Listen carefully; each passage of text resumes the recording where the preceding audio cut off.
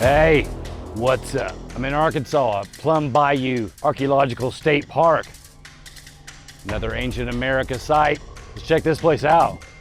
Had to do a quick tour of the museum and the grounds because I only came with an hour left before they closed. So an American Indian group lived here and occupied the site and built these mounds from about 650 to 1050 AD. And as you can see back behind me, there are 3 standing mounds here that remain original to this site.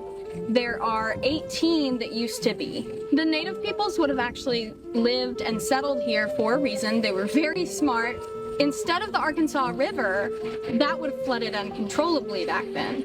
They settled by Mound Lake because it only indirectly went back to it. So they could use their canoes and have all this transportation routes to get whatever they needed. But at the same time, it didn't flood as much as a river would have. It's sort of a mystery where these people ended up. They left sometime around 1050 AD. We don't find any artifacts or material culture from this culture past that.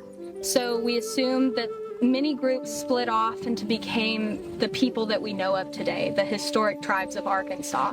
But we don't have for sure linkage. So we have the tallest mound ever built in Arkansas here. It's about 50 feet tall, technically 49 feet, but we like to round, okay? I'll have to come back, spend some more time. There's a 1.6 mile trail, leads to a boardwalk going to the lake. Interesting lake because it's a ancient oxbow lake. You know what that is? I think they changed the name last year. Used to be Toltec Mounds, now it's the Plum Bayou. That's because Toltec doesn't make any sense. Toltec culture out of Mexico had nothing to do with making those mounds. Definitely ancient America, North America.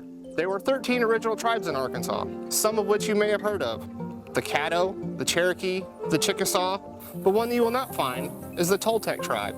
So why is the site called Toltec Mounds? Toltec name stuck even though a Smithsonian archaeologist came out and he later proved that wrong. These were American Indians from this time period, from this space. We like to call these people the Plum Bayou people because that is their archaeological given name. We partner here with the Arkansas Archeological Survey. So the society of that survey does archaeological digs throughout Arkansas once a year. We have a lab here, and all of those artifacts that we find through the digs and through the excavations go through the lab and are processed or cleaned and then eventually end up in museums throughout the state. The owl effigy we have in the museum is one of our most important pieces because of how much value and meaning these people would have seen from that, would have perceived from that.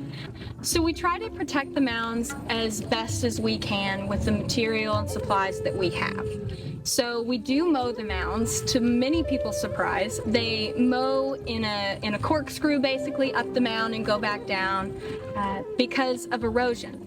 So erosion chips away at things, and over time it can really hurt the height of those mounds. The best known example is if you look at Mound A and Mound B, and then you compare it to some illustrations.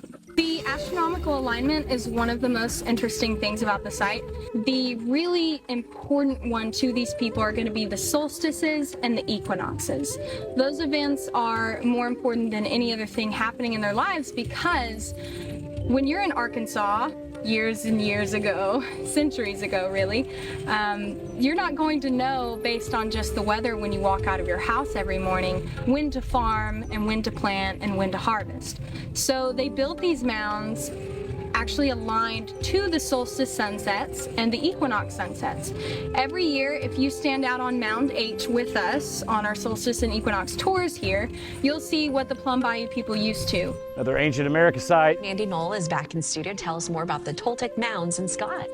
Well, you'll learn a lot about indigenous people who lived here in the Little Rock area over 1,000 years ago. You can walk the trails, the original artifacts, kayak when it's warm enough, and even try your hands at the spears they used for hunting. The people living here started in about 650 AD at the site and left around 1050 AD. Each layer of soil tells a story. There are 18 mounds here at the archaeological site, or used to be anyway. And there are two trails, one shorter, paved and handicap accessible. There's a boardwalk to the lake.